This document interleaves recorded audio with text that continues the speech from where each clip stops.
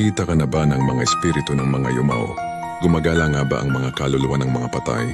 Ito ay isang malalim na bahagi ng ating kultura at tradisyon na nakaugat sa sinaunang paniniwala at naging mas matibay pa sa impluensya ng Kristyanismo. Bakit may ganitong paniniwala? Maraming dahilan at aspekto ang paniniwalang ito.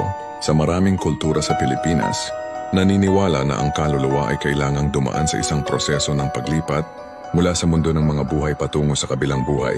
Ang paglilibing ay itinuturing na huling hakbang sa prosesong ito na nagbibigay ng pahinga o kapayapaan sa kaluluwa. Kung hindi pa nalilibing ang katawan, ipinapalagay na ang kaluluwa ay nakabitin pa rin sa mundo at maaaring gumalagala. Bago pa man dumating ang mga Kastila, ang mga sinaunang Pilipino ay may malalim ng paggalang sa mga anito o espiritu ng mga ninuno.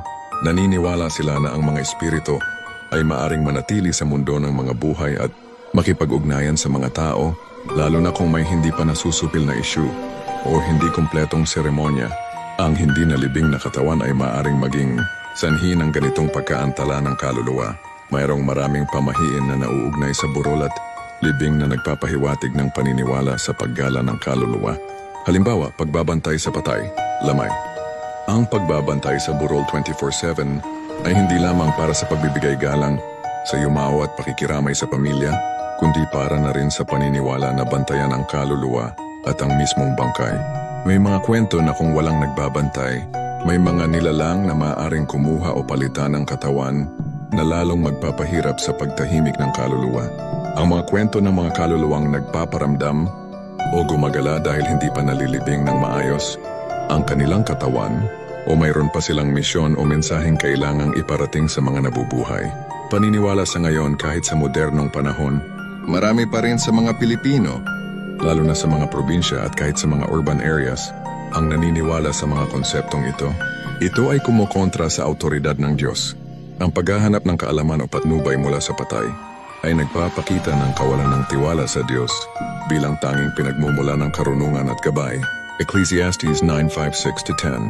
Alam ng mga buhay na sila'y mamamatay, ngunit ang mga patay ay walang nalalaman. Wala na silang tatanggaping gantimpala kailanman sapagkat nakalimutan na sila. Wala na silang pag-ibig, pagkapuot o pagkainggit. Hindi na sila makikibahagi sa anumang bagay na nagaganap sa daigdig. Anumang gagawin mo ay gawin mo ng buong husay, sapagkat sa daigdig ng mga patay na patutunguhan mo ay walang paggawa, pagpaplano, kaalaman ni karunungan. Ang pinaniniwalaan na ang mga espiritong sumasagot sa mga taong kumakausap sa patay ay hindi talaga ang kaluluwa ng yumao kundi mga demonyo o masasamang espiritu na nagpapanggap upang linlangin ang mga tao at ilayo sila sa Diyos. Ano ang opinion mo tungkol dito? Gusto mo ba ang ganitong kwento? Halika at magsubaybay sa akin at para sa mga susunod na kwentong kababalaghan.